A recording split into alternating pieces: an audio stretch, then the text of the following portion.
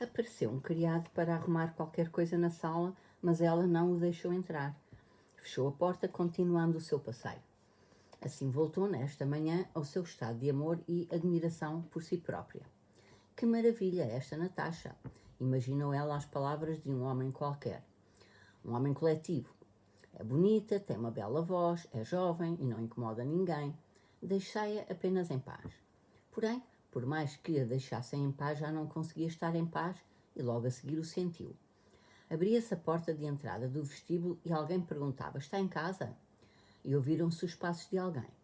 Natasha olhava para o espelho, mas não via o seu rosto. Ouvia os sons que vinham do vestíbulo. Quando por fim se olhou ao espelho, viu que o seu rosto estava pálido. Era ele. Tinha a certeza disso, embora mal ouvisse a voz dele atrás, através da porta fechada. Pálida e assustada, Natasha irrompeu na sala de estar. Mamãe, está cá o Bolkonsky, disse. Mamãe, é terrível, é insuportável. Eu não quero sofrer. O que é que eu faço? A condessa ainda não tivera tempo de lhe responder quando o príncipe Andrei, de cara séria e preocupada, entrou na sala de estar. Mal viu Natasha, iluminou-se-lhe o rosto. Beijou a mão à condessa e a Natasha sentou-se ao pé do divã. Há muito que não tínhamos o prazer, começou a condessa, mas o príncipe Andrei interrompeu-a, respondendo à pergunta que ela não fez e, por certo, com pressa de dizer o necessário. Não os visitei durante todo este tempo porque fui ver o meu pai. Precisava de falar com ele de um assunto muito importante. Voltei somente ontem à noite, disse, lançando um olhar a Natasha. Tenho de falar consigo, condessa, acrescentou depois de um silêncio longo. A condessa suspirou penosamente e fechou os olhos. Estou a ouvir, disse ela. Natasha sabia que tinha de sair, mas não conseguia fazê-lo. Qualquer coisa lhe apertava a garganta e, indelicada, frontalmente, com os olhos bem abertos, olhava para o príncipe Andrei. Agora mesmo? Não pode ser, pensava ela. Bolkonsky olhou de novo para ela e aquele olhar deu-lhe a certeza de que não se enganava. Sim, era agora neste momento que se decidia o seu destino. Vai, Natasha, eu depois chamo-te, disse a condessa num sussurro. Natasha olhou com susto e súplica para o príncipe Andrei e para a mãe e saiu. Condessa, vim pedir a mão de sua filha, disse o príncipe Andrei. A cara da condessa ficou vermelha, mas não disse nada. A sua proposta, começou por fim a condessa com dignidade. Ele calava-se, olhando-a nos olhos. A sua proposta, a condessa embaraçava-se. Dá-nos prazer e aceito a sua proposta, fico contente. O meu marido também, espero eu, mas tudo vai depender dela própria. Eu falo com ela quando a senhora me der o seu consentimento. Dá o seu consentimento? Perguntou o príncipe Andrei. Dou, disse a condessa e estendeu-lhe a mão.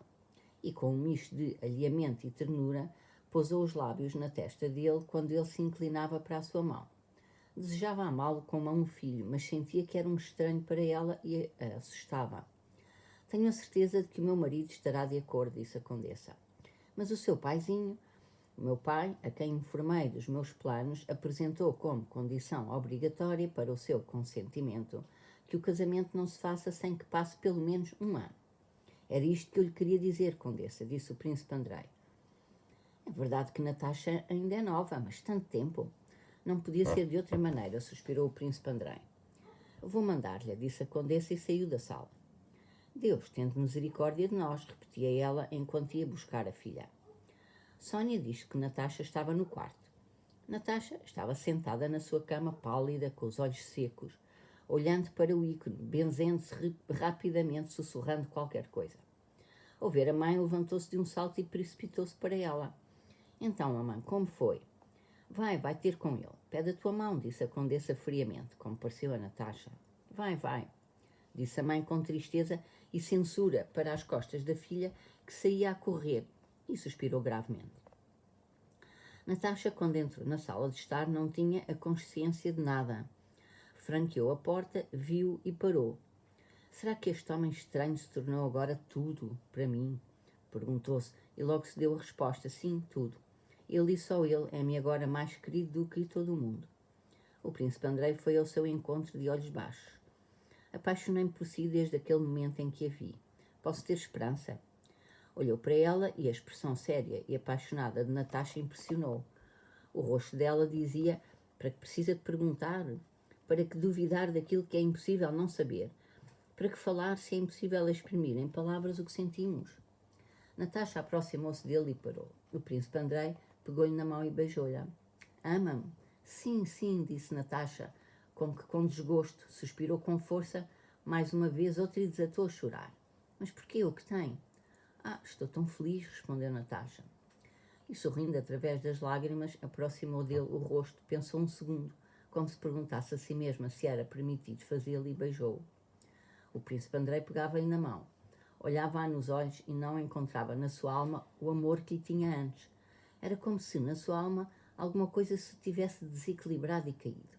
Já não havia aquele encanto do desejo poético e misterioso de antes, mas sim uma compaixão pela fraqueza feminina e infantil de Natasha.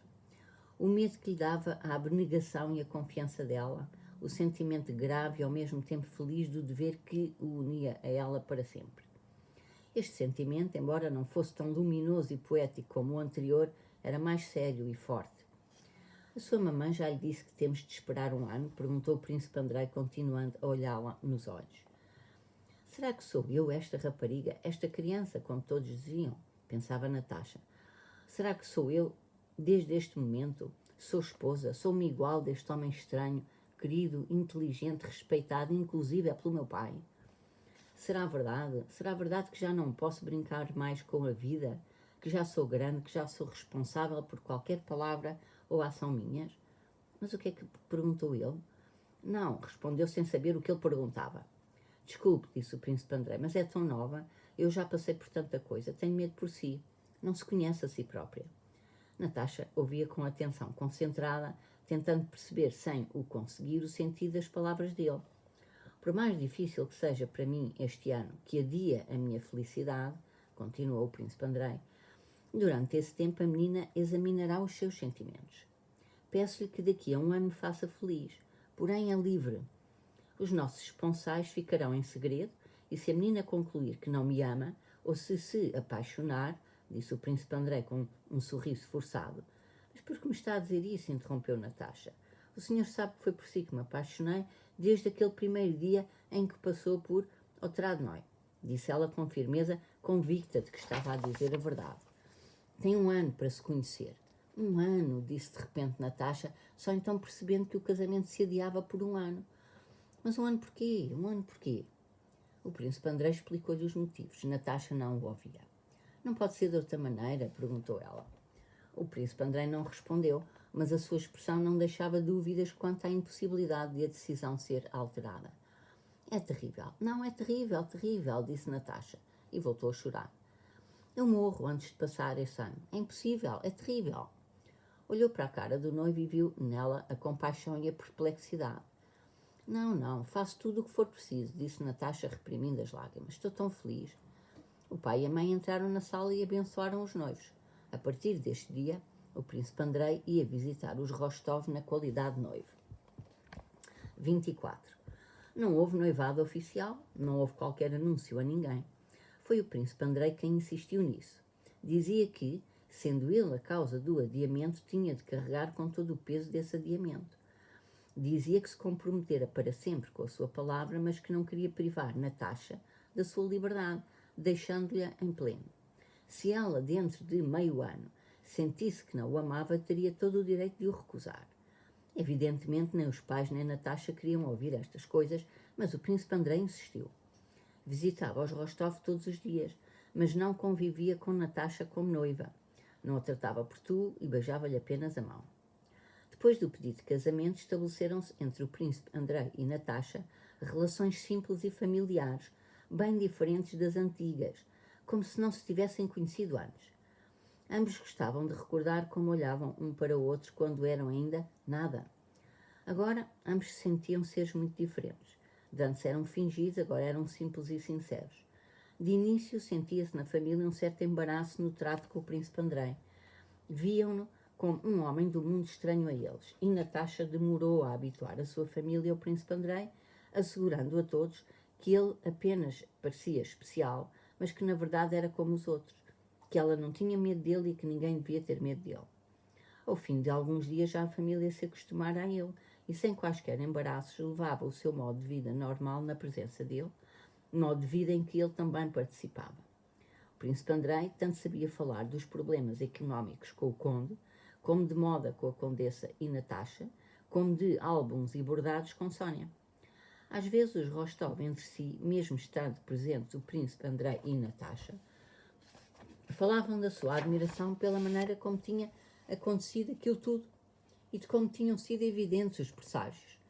A visita do príncipe Andrei a Otradnoy, a identidade entre Natasha e o príncipe Andrei, em que a ama seca reparou logo nessa primeira visita, e o conflito em 1805 entre Andrei e Nikolai, e ainda muitos outros episódios.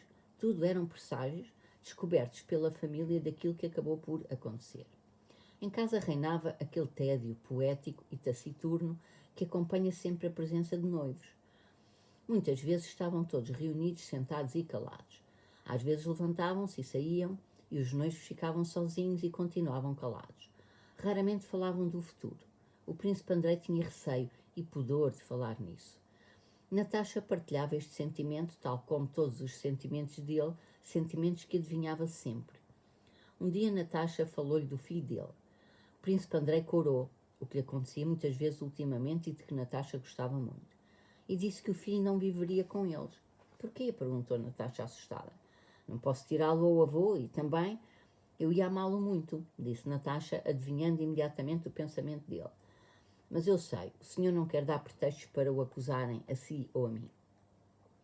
O velho conde, de vez em quando, aproximava-se do príncipe Andrei, beijava-o, pedia-lhe conselhos sobre a educação de Pétia ou sobre o serviço de Nikolai. A velha condessa, olhando para eles, suspirava.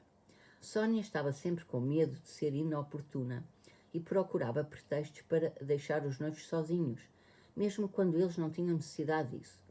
Quando o príncipe Andrei falava, era muito bom conversador, Natasha ouvia-o com orgulho.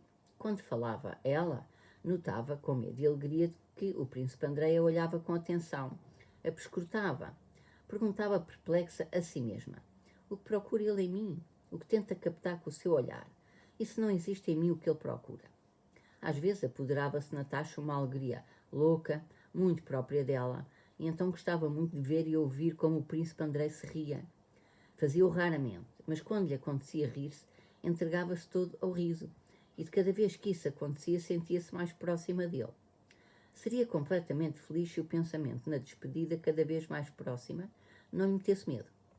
Na véspera da sua partida, o príncipe Andrei levou consigo Pierre, que desde o baile não visitava os Rostov. Pierre parecia atrapalhado, confuso. Estava a falar com a condessa. Natasha sentou-se com Sónia junto à mesinha de xadrez, convidando o príncipe Andrei a juntar-se a elas. Ele aproximou-se. Conhece o Bezukov há muito, não é verdade? Perguntou. Gosta dele? Gosto. É querido, só que é muito cômico. E como sempre, quando falava de Pierre, Natasha começou a contar anedotas sobre a distração dele, algumas até inventadas. Sabe, confia-lhe o nosso segredo, disse o príncipe Andrei. Conheço-o desde a infância. É um coração de ouro. Peço-lhe, Nathalie, disse de repente muito sério. Eu vou-me embora. Só Deus sabe o que pode acontecer. Pode deixar de me amar? Bem, sei que não devo falar assim. Só uma coisa.